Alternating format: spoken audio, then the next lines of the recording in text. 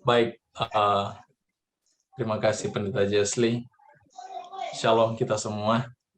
Shalom. Puji nama Tuhan. Tuhan itu baik ya.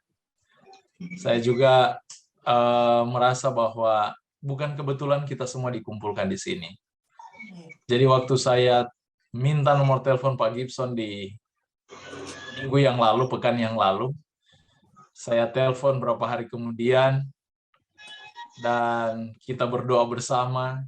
Dan di situ saya tahu kondisi Pak Gibson, dan saya minta secara pribadi, Pak Gibson boleh bersaksi. Ini adalah satu hal yang mustahil, karena saya juga punya kenalan di Manado, tetangga kami, mengalami kelumpuhan yang sama, kecelakaan yang sama juga. Dia ditimpa bangunan tiang gereja, dan akhirnya mengalami cacat tulang belakang. Tidak kurang lebih sampai 10 tahun dia bertahan. Dan ketika saya dengar Pak Gibson 25 tahun, saya rasa hari ini juga lebih lengkap kesaksiannya. Ternyata itu doanya Pak Gibson, ingin melihat anaknya berhasil. Dan Tuhan menjawab. Puji Tuhan. Tuhan menjawab. Amin. Puji Tuhan. Amin. Di sini saya merasa bahwa Tuhan tidak pernah meninggalkan kita. Yes, apa yang dialami Pak Gibson itu menjadi bagian kita juga.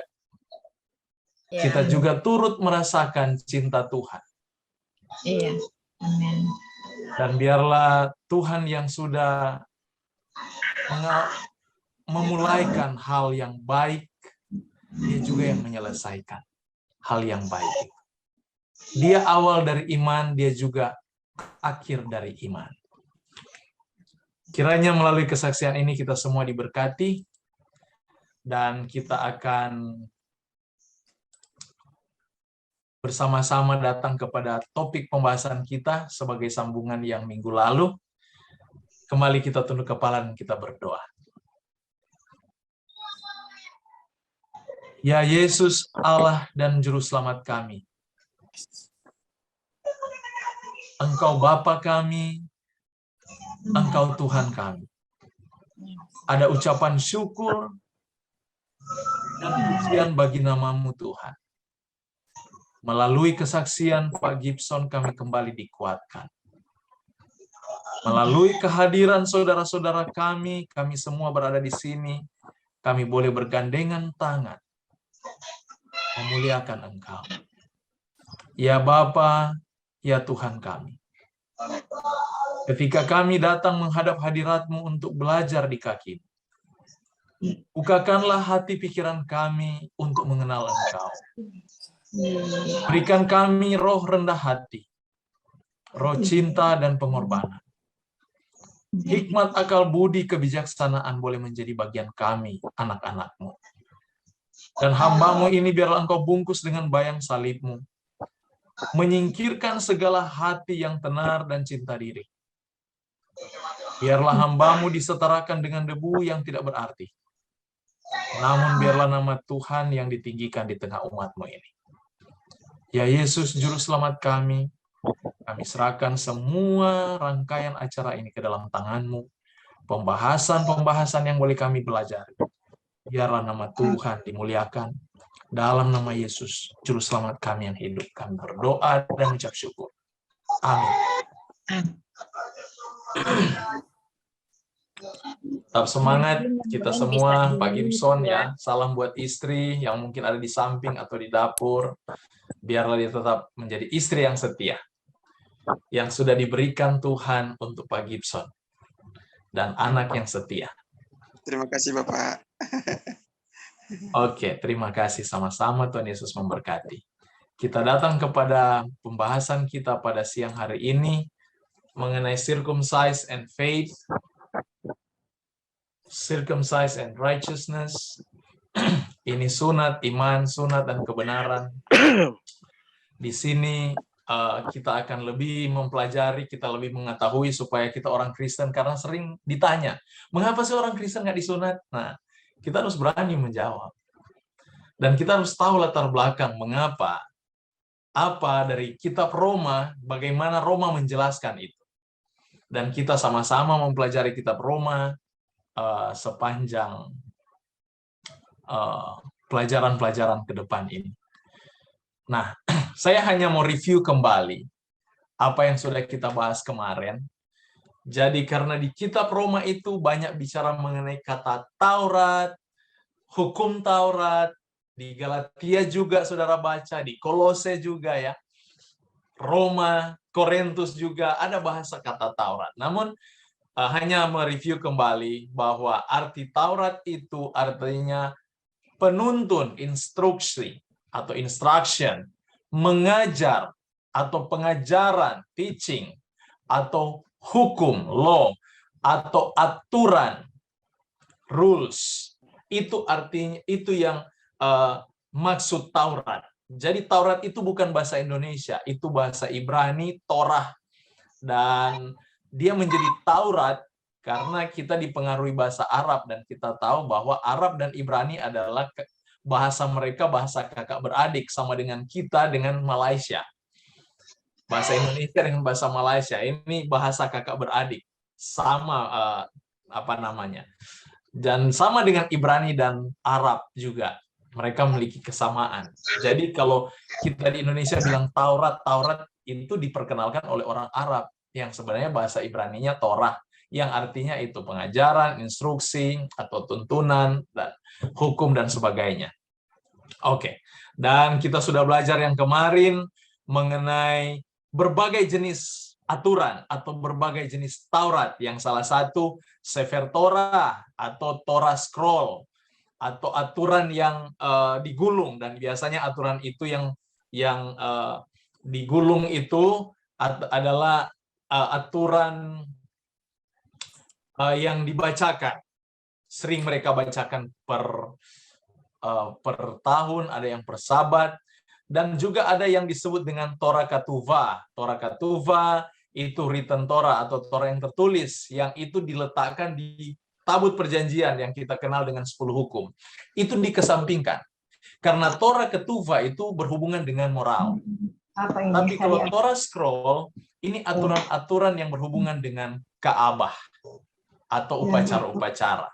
Ada juga oral Torah yang disebut dengan Talmud. Dan kita kenal oral Torah ini dengan suplementarinya atau juga komentari yang disebut dengan Mishnah, ya.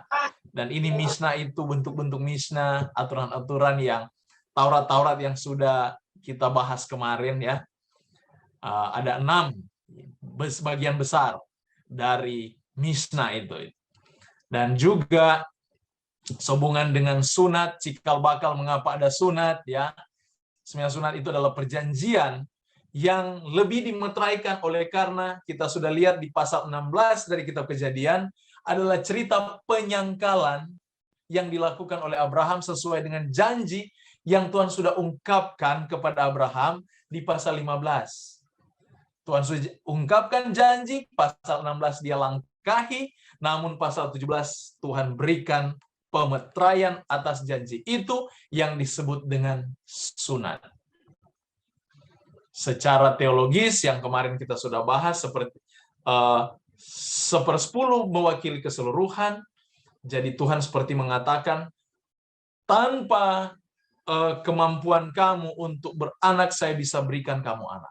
Jadi berdasarkan ketidakpercayaan inilah Tuhan membentuk meterai ini untuk menjadi satu pembenaran. Dan kita akan lihat hubungannya Taurat, iman, dan pembenaran itu. Dari kitab Roma pasal 4. Kejadian pasal 17. Ini yang terjadi. Baru itu, minta maaf ya.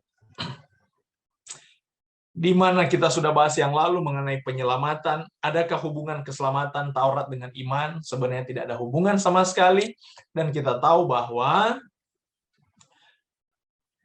keselamatan itu adalah hak prerogatif Allah, namun aturan atau Taurat itu adalah refleksi dari pengakuan kita terhadap Kristus sebagai Tuhan kita. Ungkapan terima kasih kita kepada Tuhan yang menyelamatkan kita, maka aturan ini kita hidupkan. Jadi kita bukan menghidupkan aturan supaya kita ke surga. Kita bukan menghidupkan aturan supaya kita dihitung benar, tetapi aturan itu menjadi refleksi terhadap iman yang kita pegang ini, terhadap Tuhan yang kita percayai. Karena tidak mungkin kita mengakui Allah itu kasih sementara kita tidak menghidupkan aturan-aturan kasih yang dijabarkan. Jadi kasih itu bagi Tuhan hanya hukum sorga hanya satu, yaitu kasih. Mengapa ada 10 hukum sama manusia, hukum kasih yang menjadi kasih kepada Allah, hukum 1-4, hukum 5-10 kasih sesama manusia, menjadi 2 belahan kasih sesama kepada Allah, kasih sesama manusia. Mengapa menjadi 10? Karena ingat, itu adalah penjabaran dari kasih itu ketika manusia sudah kenal dosa. Kalau di sorga hanya tahu kasih dan itu titik sampai situ. Tidak ada aturan yang lain. Karena kenapa? Buat apa mengajarkan jangan berzinah kepada malaikat? Mereka tidak pernah tahu dan tidak pernah kenal dan tidak pernah merasakan itu. Makanya tidak perlu dikatakan jangan berzinah. Makanya Tuhan tidak jabarkan seperti dia menjabarkan kepada manusia. Jadi 10 hukum atau aturan-aturan atau Taurat itu dijabarkan secara terperinci kepada manusia karena manusia sudah kenal dosa. Makanya Roma sendiri katakan, Paulus katakan, Taurat atau hukum itu diberikan oleh karena dosa, oleh karena pelanggaran. Kalau tidak ada pelanggaran, tidak perlu ada hukum Taurat. Benar. Ngapain mau kasih hukum kepada orang yang sudah mengerti? Iya kan? Dan ini yang sudah kita jabarkan kemarin. Yang kita sudah bahas kemarin. Nah, di mana ada hubungan sunat dengan keselamatan tidak memiliki hubungan sama sekali. Dan ini yang sudah kita bahas. Namun sekarang, kita datang pada pembahasan kita pada sore hari ini. Roma pasal 4, ayat 1-3. Saudara yang punya Alkitab di rumah, baca bersama dengan saya. Saya hanya membantu untuk mengetik di screen ini, supaya kita mudah juga melihat. Tapi mari kita sama-sama, sambil kita berdoa dalam hati, kita pelajari ini dengan perlahan-lahan. Roma pasal 4, ayat 1 kita mulai. Ini adalah sambungan dari cerita yang tadi, yang saya sudah gambarkan. Saya sudah perkenalkan apa itu Taurat, dan bagaimana itu sunat.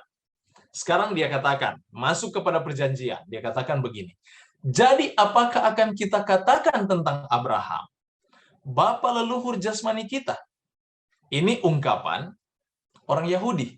Ya, ini ungkapan orang Yahudi. Ungkapan Paulus yang mewakili orang Yahudi, karena ingat, kitab Roma dia ingin menjelaskan kepada orang Yahudi yang terlalu meninggikan Taurat, meninggikan hukum, seolah-olah hukum itu dapat menyelamatkan, dan mereka melupakan Yesus. Dan Paulus ingin memperkenalkan hubungan antara Taurat yang mereka tinggikan dengan Kristus itu. Ini tujuan Paulus mencatat kitab Roma. Untuk memperkenalkan hubungan yang erat antara Yesus dan hukum itu, dan sunat yang mereka bangga-banggakan sebagai tanda umat Allah. Kalau kita sekarang, tanda umat Allah ditandai dengan baptisan. Itu yang diinformasikan di dalam kitab 2 Petrus. Ya kan? Dalam kitab 1 Petrus maksud saya, 1 Petrus pasal 3 ayat 21. Juga kamu sekarang diselamatkan oleh kiasannya, yaitu baptisan. Maksudnya bukan membersihkan kenajisan jasmani, melainkan untuk memohonkan hati nurani yang baik kepada Allah oleh kebangkitan Yesus Kristus. Diselamatkan oleh kiasan. Kiasan artinya lambang, yaitu baptisan. Sama dengan sunat. Untuk mengambil bagian dari janji-janji Allah terhadap umat, dia harus disunat. Untuk mengambil bagian dari janji-janji Allah terhadap keselamatan yang diberikan, dia harus ambil baptisan. Sama konsepnya. Nah, sekarang dia katakan, jadi apa yang akan kita katakan tentang Abraham, bapa leluhur jasmani kita? Sebab jikalau Abraham dibenarkan karena perbuatannya, maka ia beroleh dasar untuk bermegah, tapi tidak di hadapan Allah. Sebab apakah dikatakan nas kitab suci?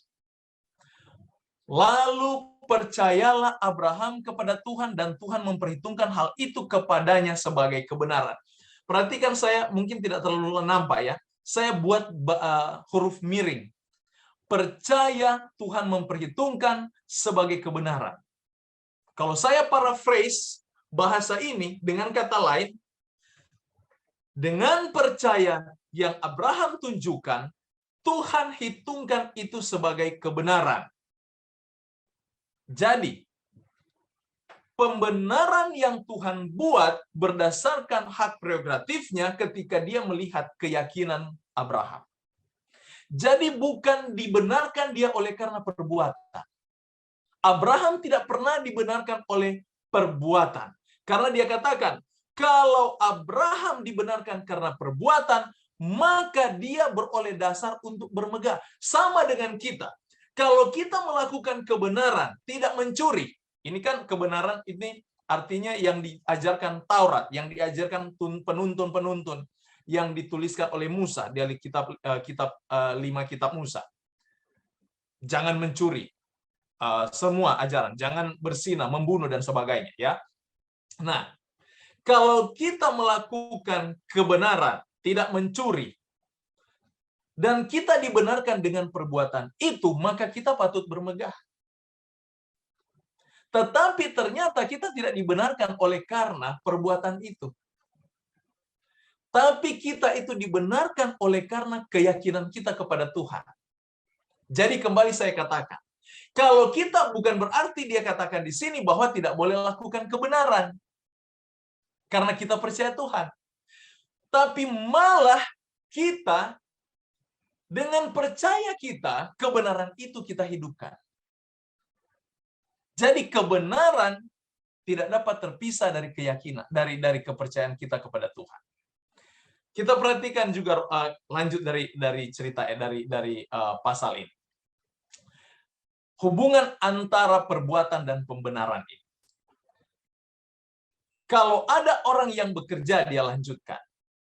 Upahnya tidak diperhitungkan sebagai hadiah, tetapi sebagai haknya. Sama tadi.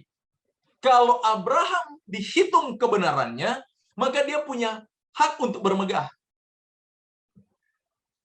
Tapi dia tidak diperhitungkan melalui apa yang dia lakukan.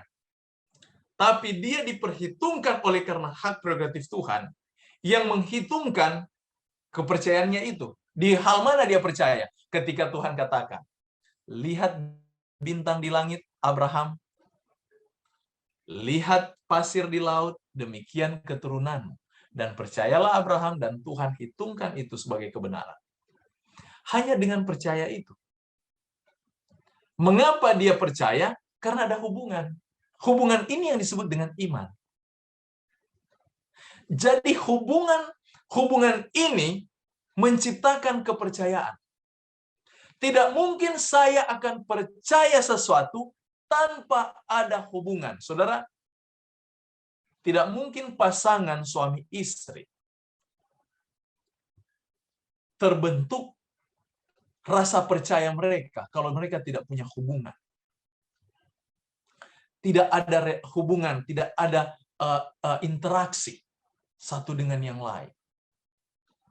Itu aneh namanya.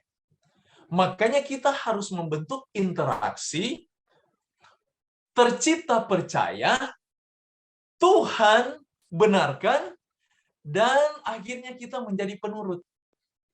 Saudara lihat dia punya proses. Ini satu paket yang diceritakan secara mendetail dari cara berpikir kitab Roma.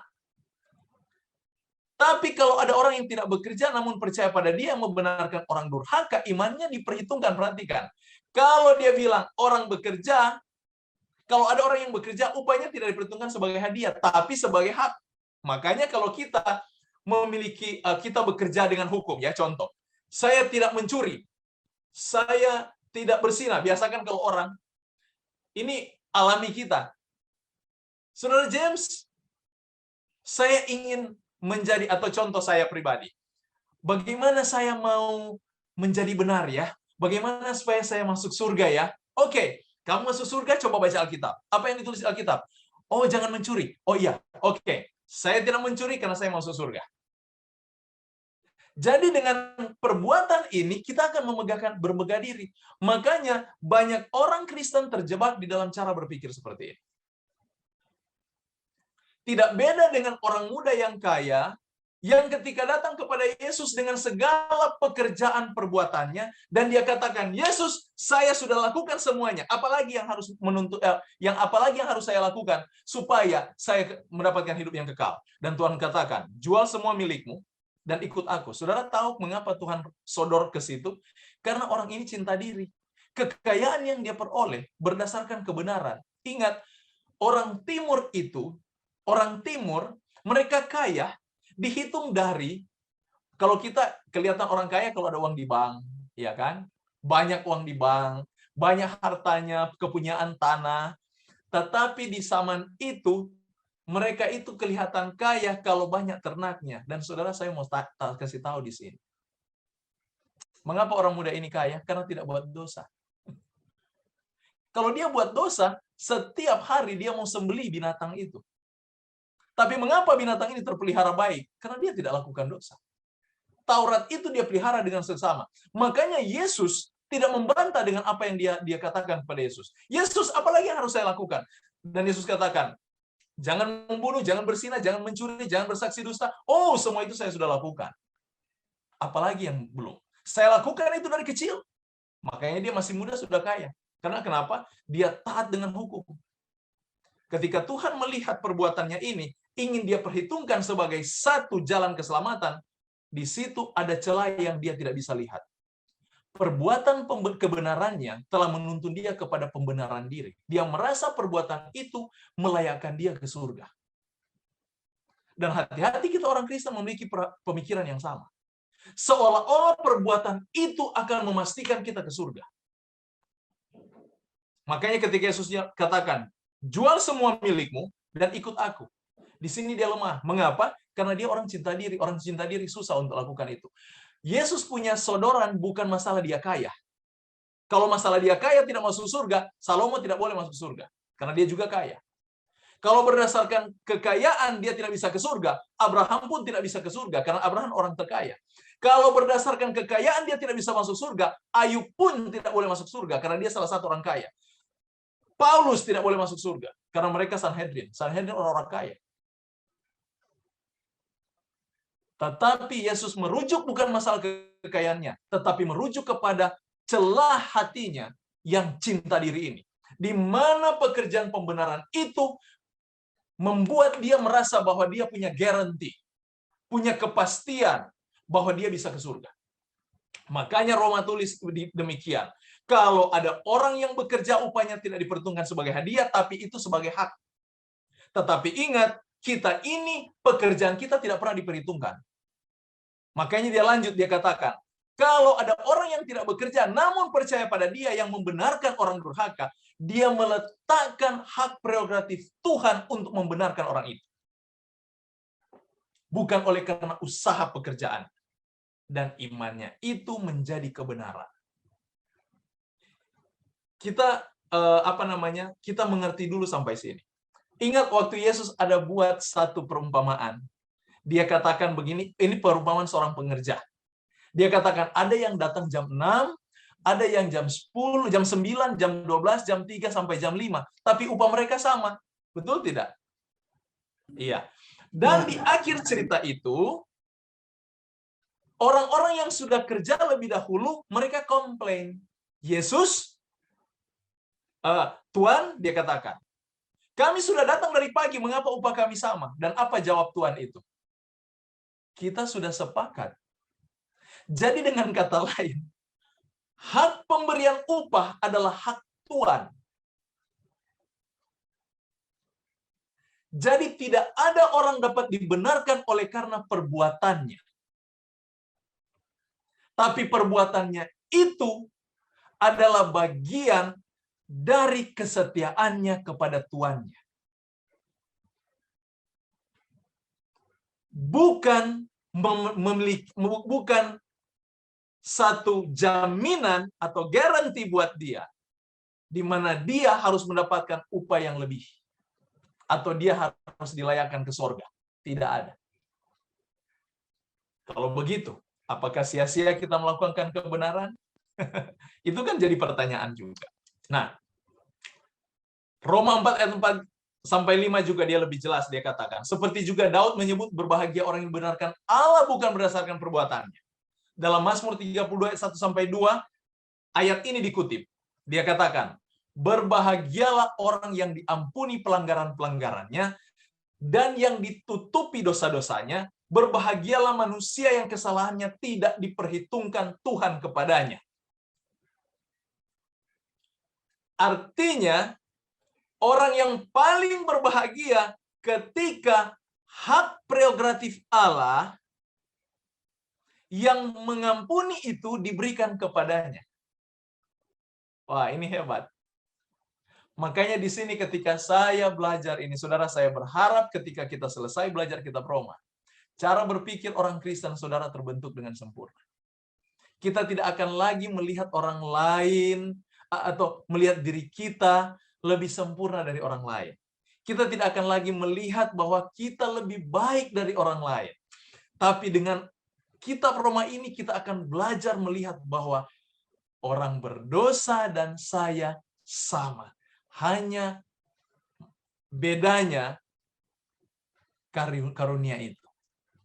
Maka, kalau saya yang sudah berdosa ini, namun dengan berkat kasih karunia Tuhan, janji Mazmur 32 ayat 1 sampai 2 ini terpenuhi dalam hidup saya pun akan berdoa kepada Tuhan, Tuhan jika Engkau mau, penuhikan juga janji yang sama kepada saudara-saudara saya yang di jalanan, yang di barbar, yang di tempat pelacuran, yang di penjara-penjara, di tempat-tempat yang tidak layak.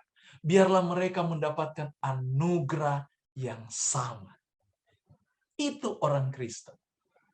Ketika kita sadari bahwa ternyata perbuatan kita tidak ada andil sama sekali untuk surga.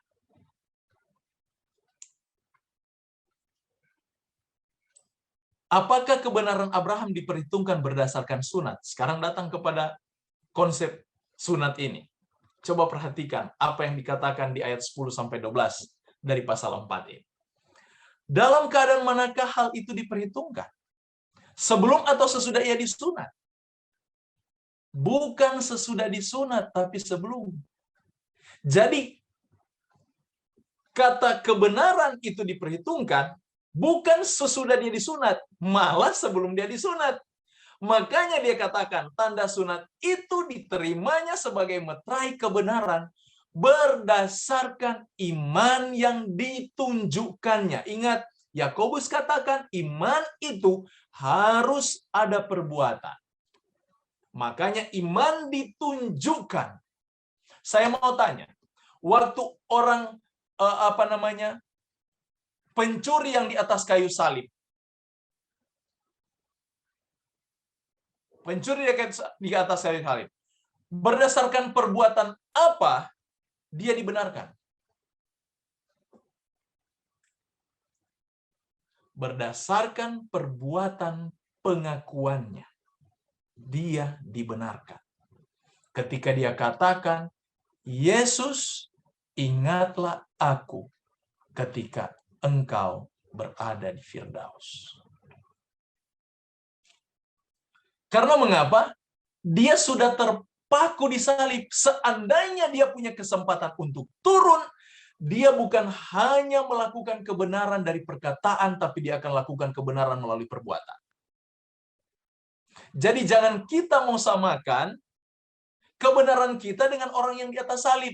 Hati-hati kalau kita gunakan perumpamaan ini dan membenarkan, menyatakan bahwa, oh saudara, selama nafas masih di hidung, kalau saudara minta ampun, pasti saudara akan diampuni. Belum tentu.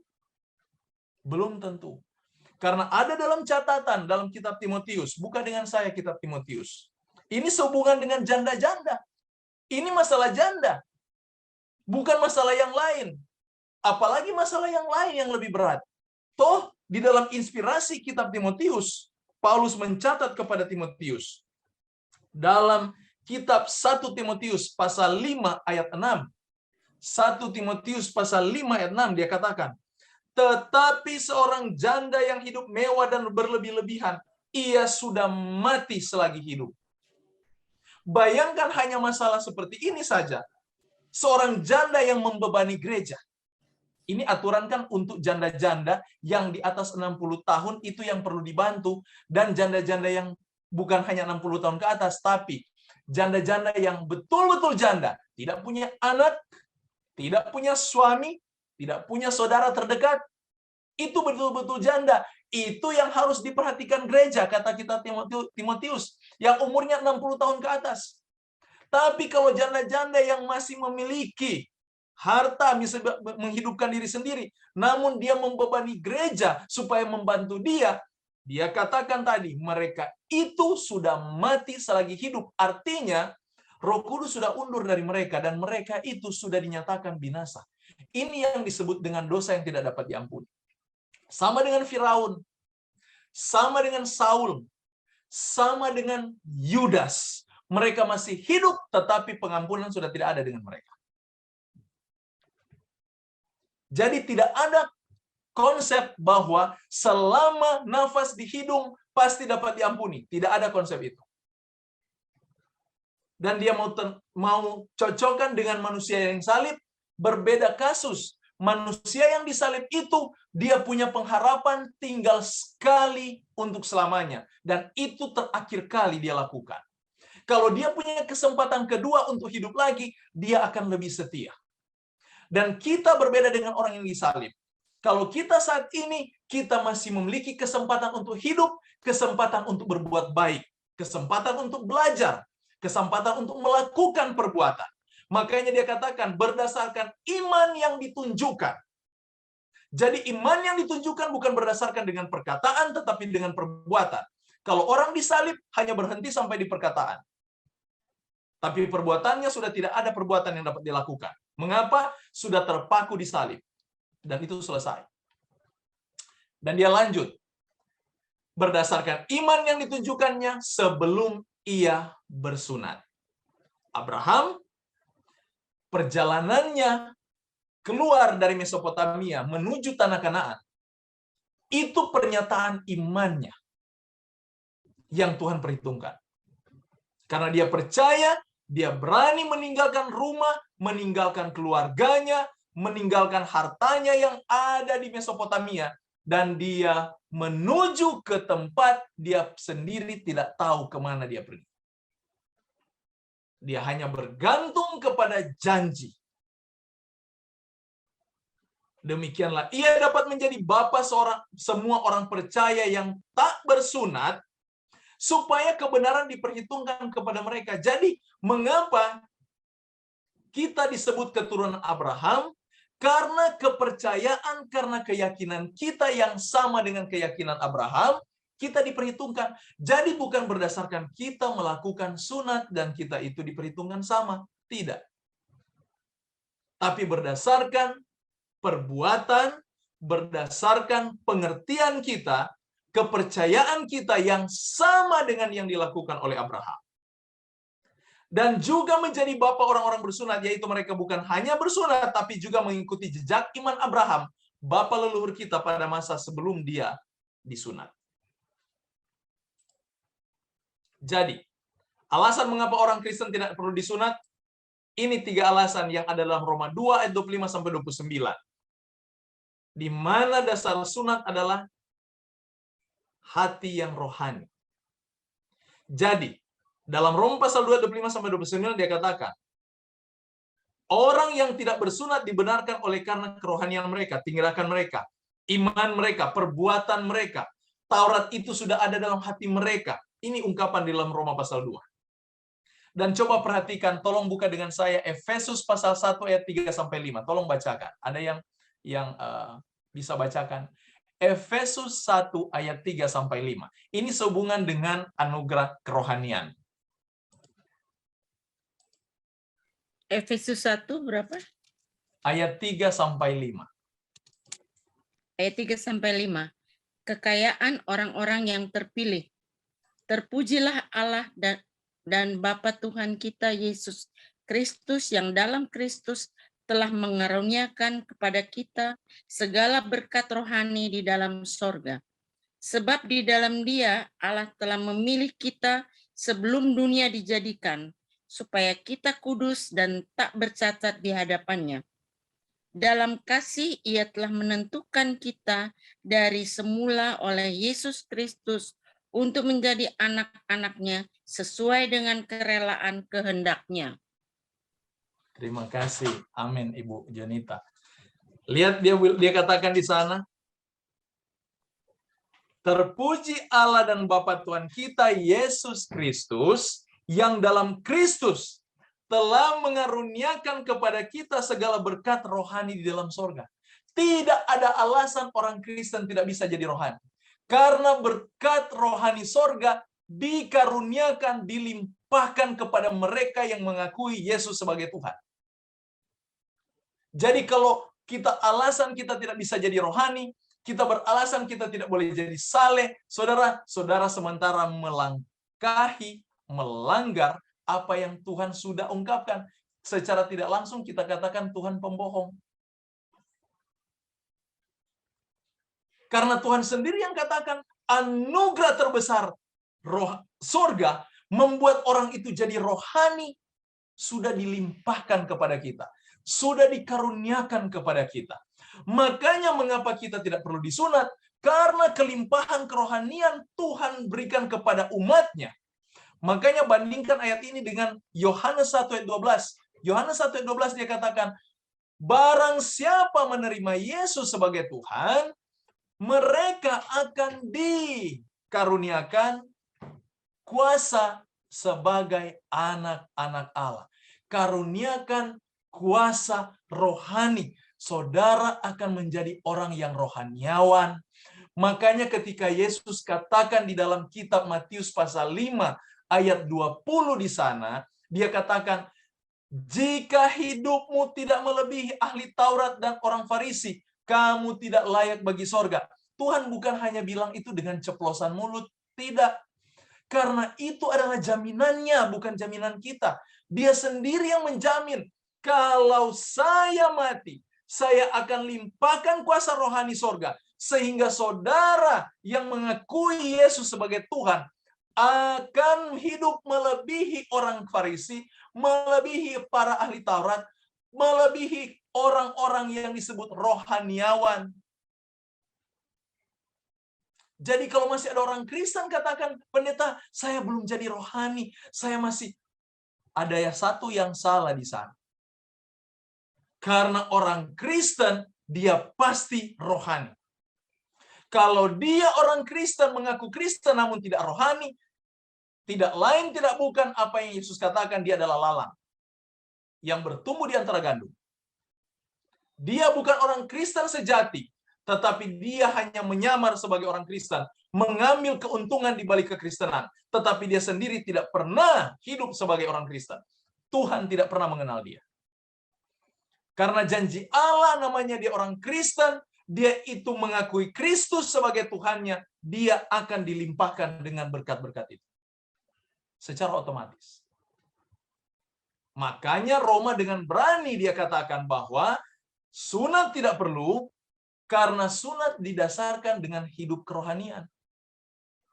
Mengapa Paulus berani ungkapkan ini di bawah tuntunan Roh Kudus? Karena jaminannya sudah ada. Allah sendiri yang menjaminkan itu, bahwa aku akan buat umatku menjadi sama dengan aku. Bayangkan itu, saudara. Aku akan buat umatku terbebas dari dosa. Mereka tidak akan buat dosa sama seperti aku. Makanya di dalam kitab Wahyu, tidak heran Wahyu pasal 14 dia katakan, kemana Yesus pergi, di situ juga umatnya pergi.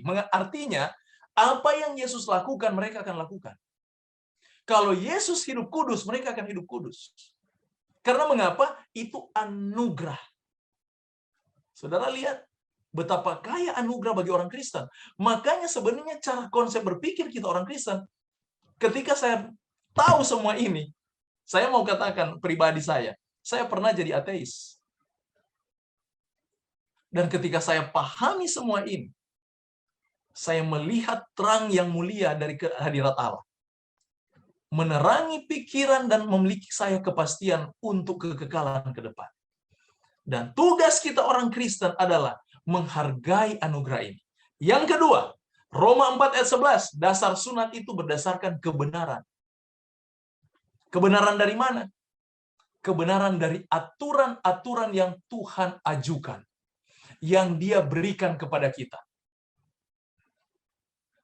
Karena dari aturan-aturan itu yang dikenal dengan kata Taurat bahasa Indonesia kita. Aturan-aturan itu adalah mulia, kata pemazmur pasal 119. Kita berdasarkan kebenaran aturan itu yang kita hidupkan, makanya kita tidak perlu disunat. Yang ketiga, dasar sunat itu adalah iman. Pasal 4 ayat 13. Coba tolong baca. Roma pasal 4 ayat 13. Dari ayat 11. Roma pasal 4 ayat 11 sampai 13.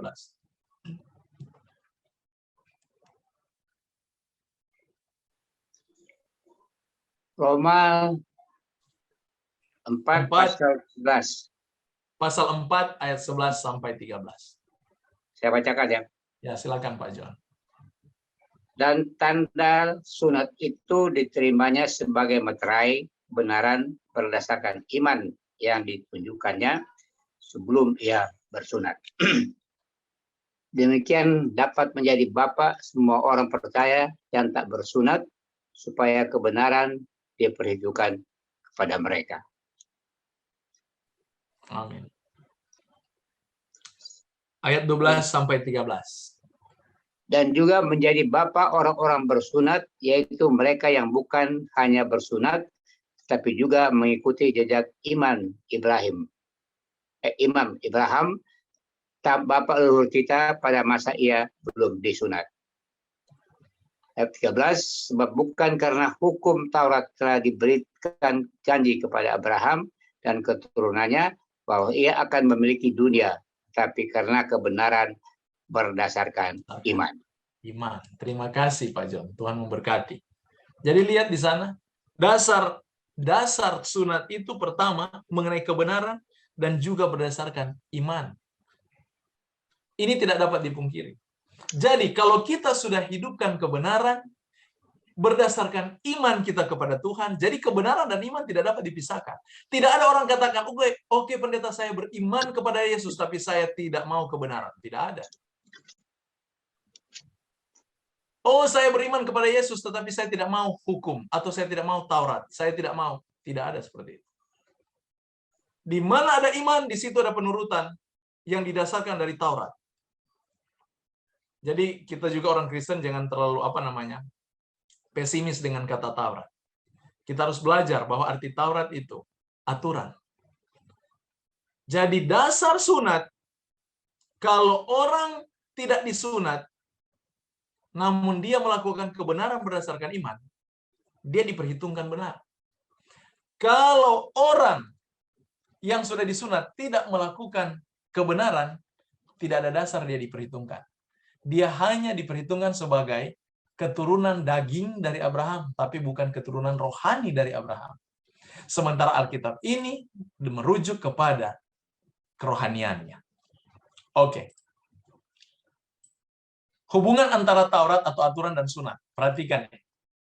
Ayat 13 sampai 14. Kita harus perhatikan baik-baik ungkapan ini. Pernyataan ini. Dia bilang begini. Sebab bukan karena hukum Taurat telah diberikan janji kepada Abraham dan keturunannya bahwa ia akan memiliki dunia, tapi karena kebenaran berdasarkan iman. Sebab jika mereka mengharapkannya dari hukum Taurat menerima bagian yang dijanjikan Allah, maka sia-sialah iman dan batallah janji itu.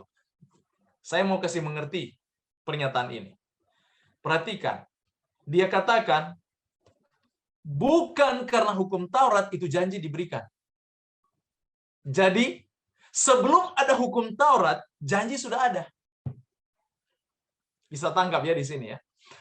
Nah, janji itu diberikan, dia katakan, berdasarkan iman. Jadi dengan kata lain, hukum Taurat itu sendiri. Itu nanti datang berikut. Yang datang duluan janji yang dihasilkan oleh iman. Jadi karena Abraham percaya Tuhan, dia dekat dengan Tuhan, dan akhirnya Tuhan berjanji dengan dia. Karena dia sudah dekat dengan Tuhan, kan? Sama dengan orang pacaran. Begitu saya pacaran dengan istri saya, dia dekat dengan saya berikan janji, kita akan menikah. Dan saya ambil janji pernikahan itu. Sudah lihat, di mana hukum Taurat? Belum ada. Belum ada. Nah, jadi keadaan sunat ini itu meterai dari janji, kan?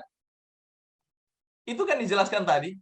Sunat itu di ayat 1 sampai 3 tadi. Sunat adalah meterai yang memeteraikan janji itu. Dan perhatikan ini. Ayat selanjutnya 15 sampai 16. Karena hukum Taurat membangkitkan murka, tapi di mana tidak ada hukum Taurat, di situ tidak ada juga pelanggaran. Karena itulah kebenaran berdasarkan iman supaya merupakan kasih. Ini agak bingung waktu saya baca terjemahannya. Perhatikan, di dalam bahasa Inggris dia tulis begini. Therefore it is of faith. Itu pengganti kata hukum Taurat. Jadi saya terjemahkan bebas. Oleh karena itu, hukum Taurat itu adalah iman. Itu artinya. Therefore it itu kata ganti dari hukum Taurat. Karena dia punya konteks berbicara mengenai hukum Taurat di ayat 15. Oke? Dan ayat 16 dia katakan, karena itu hukum Taurat it is of faith, adalah iman itu. That it might be by grace, supaya itu jadi oleh kasih karunia. Saudara lihat dia punya urutan. Memang kita sedikit berfilsafat. Memang kalau baca Alkitab, baca dengan teliti. Kalau tidak, kita hilang arah. Jadi dengan kata lain, hukum Taurat itu ditambahkan. Bukan itu yang menjadi dasar, tapi itu ditambahkan karena janji, yaitu kasih karunia. Coba bandingkan dengan Roma 5 ayat 20. Apa dikatakan di sana? Coba tolong baca. Roma pasal 5 ayat 20. Apa dia bilang di situ? Roma pasal 5 ayat 20. Saya akan coba menjelaskan ini perlahan-lahan ya. Semoga kita bisa cerna dan sebentar kita akan simpulkan sekalian.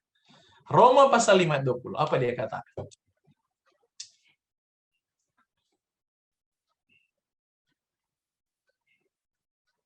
Ada yang bisa baca? Tolong. Kita interaksi di sini. Roma pasal 5 ayat 20. Roma 5 ayat 20. Ya, silakan. Tetapi hukum Taurat ditambahkan supaya pelanggaran menjadi semakin banyak, dan di mana dosa bertambah banyak, di sana kasih karunia menjadi limpah-limpah. Amin. Amin. Sekarang lebih jelas ya. Tadinya tidak ada hukum Taurat sebenarnya. Tapi itu harus ditambahkan.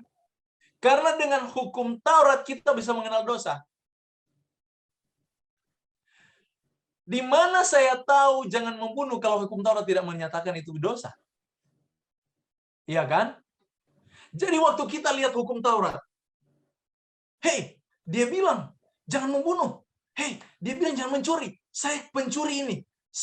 Alami saya seorang pencuri. Alami saya orang cabul. Suka melihat perempuan cantik. Saya sudah bersinar dalam hati. Saya mengingini barang orang lain. Saya suka dengan barang-barang orang lain. Ketika saya melihat bahwa hukum ini melarang itu, dia katakan itu adalah pelanggaran. Maka kealamian saya yang pendosa ini, yang kealamian saya adalah saya seorang pencuri, kealamian saya seorang pembunuh, kealamian saya seorang pezina. Ketika saya melihat hukum ini, saya merasa bersalah kepada Tuhan. Jadi ingat, mana yang lebih dahulu saya kenal? Tuhan atau hukum? Dari contoh yang saya berikan tadi. Ketika saya lihat hukum ini, saya merasa bersalah kepada Tuhan. Mana lebih dahulu datang? Hukum atau hubungan saya dengan Tuhan? Tuhan. Hubungan kita dengan Tuhan. Jadi waktu saya berhubungan dengan Tuhan, saya mencintai Tuhan. Saya katakan, Yesus, I love you. Dan itu disebut iman. Oke? Itu disebut iman. Dan karena iman itu menurut ayat tadi, iman itu dan Tuhan berjanji. Karena iman itu Tuhan berjanji. Ketika dia berjanji, apa yang dijanjikan? Keselamatan. Oke? Karena saya berhubungan dengan Tuhan, dia berjanji dengan keselamatan. Dia akan berikan, menunjukkan kasih karunia-Nya. Dan ingat, waktu Tuhan berjanji, di balik janjinya itu dia harus berikan ketetapan. Ketetapan ini yang kita kenal dengan aturan atau itu yang disebut dengan Taurat. Oke? Makanya itu dia katakan Roma 5:20, hukum Taurat ditambahkan. Supaya ketika itu ditambahkan dan saya bilang, "Hey, saya ini mencintai Yesus, tetapi saya punya pelanggaran ternyata. Ada yang Yesus tidak suka. Dia tidak suka kalau saya itu mencuri. Dia tidak suka kalau saya itu begini. Dia tidak suka saya itu berzina. Dia tidak suka." Dan akhirnya saya merasa bersalah. Oh God, oh Tuhan, saya tidak berarti bagimu. Dan dia lanjut. Disitulah kasih karunia berlimpah-limpah. Ketika perasaan bersalah itu dibangkitkan oleh pengetahuan mengenai hukum. Jadi hukum tidak dapat menyelamatkan, tetapi hukum itu dibentuk, ditambahkan, supaya menimbulkan perasaan bersalah kepada Tuhan, sehingga Tuhan akan ampuni kita, Tuhan akan limpahkan karunia keselamatan, limpahkan janji-janji itu kepada kita, dan akhirnya kita dinyatakan layak, bukan oleh karena hukum itu, perbuatan itu, tetapi oleh karena cinta Yesus kepada kita. Bisa dapat urutannya? Saya harap bisa dimengerti ya. Iya. Jadi ini tidak dapat dipisahkan antara hukum Taurat, kita kenal dengan hukum Taurat ya. Tidak dapat dipisahkan antara hukum iman dan cinta Tuhan. Di mana itu sunat? Ingat, sunat itu adalah meterai terhadap perjanjian tadi dengan Abraham. Sekarang ketika janji itu telah dipenuhi, ngapain punya sunat? Tidak perlu. Tidak perlu.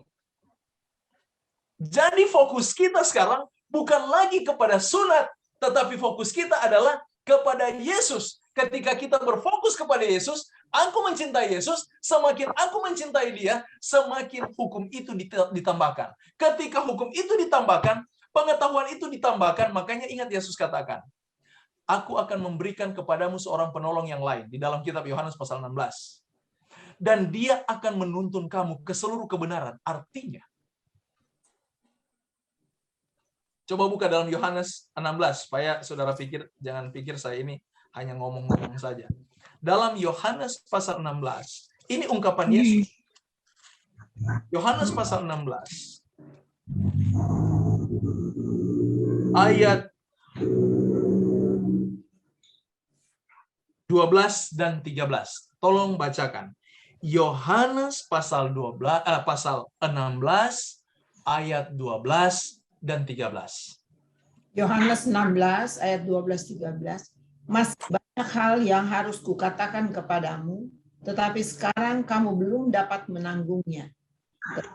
Apabila ia datang, yaitu Roh kebenaran, ia akan memimpin kamu ke dalam seluruh kebenaran, sebab ia tidak akan berkata-kata dari dirinya sendiri, tetapi segala sesuatu yang didengarnya itulah yang akan dikatakannya, dan ia akan memberitakan kepadamu hal-hal yang akan datang.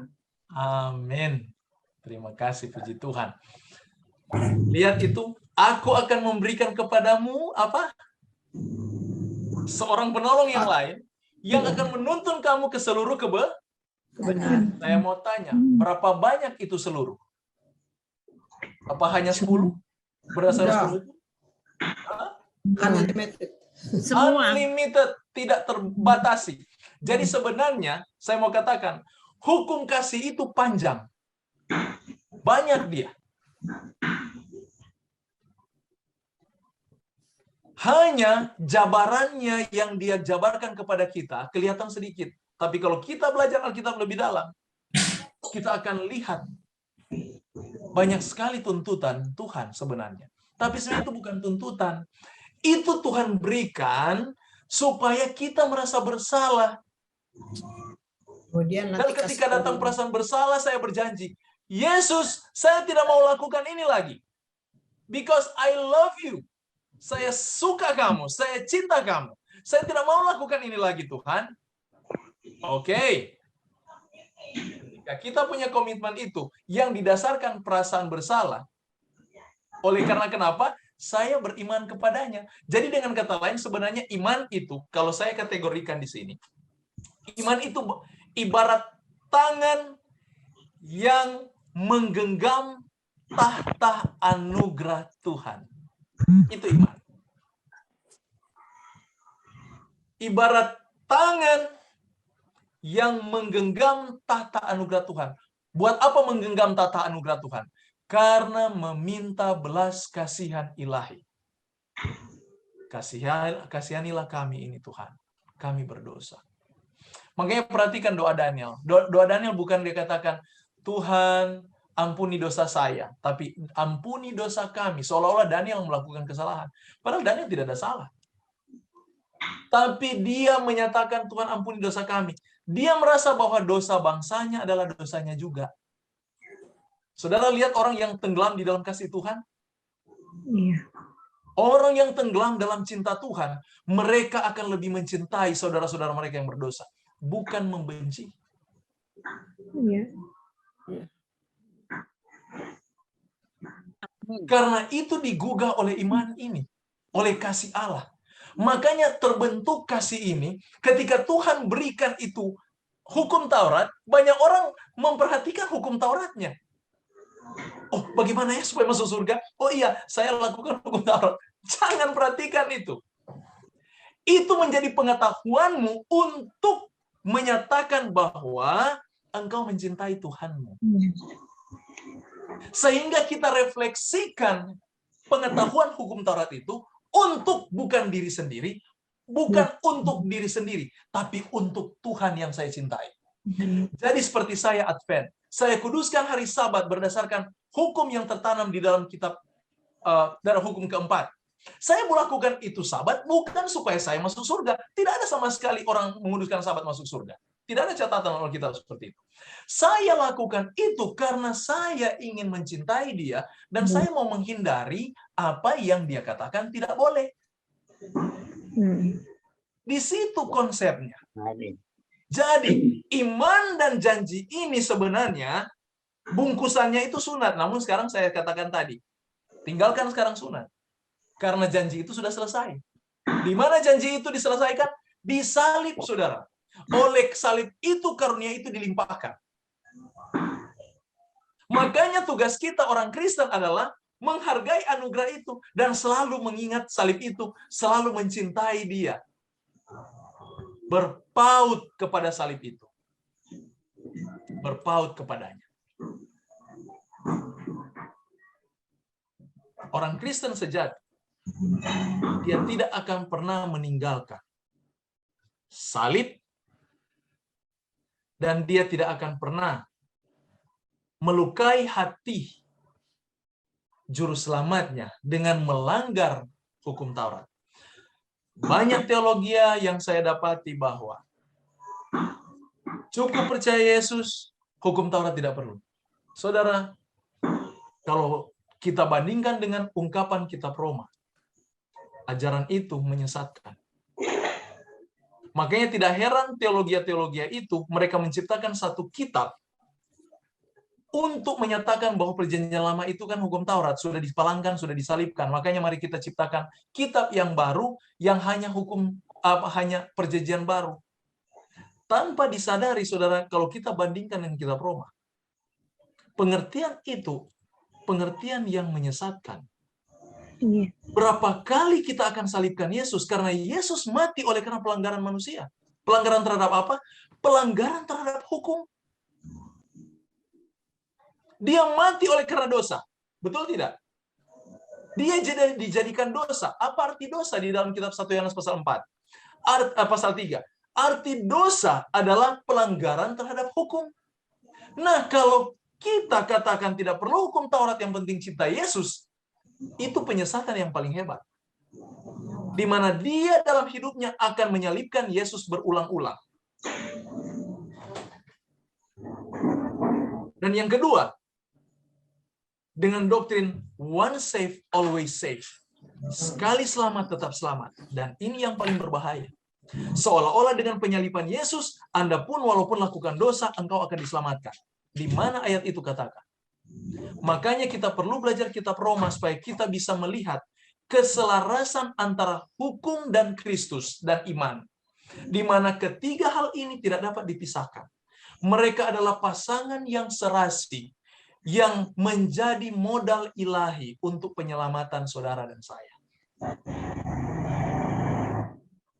Hukum, Yesus, dan iman menjadi satu alat untuk keselamatan saudara dan saya.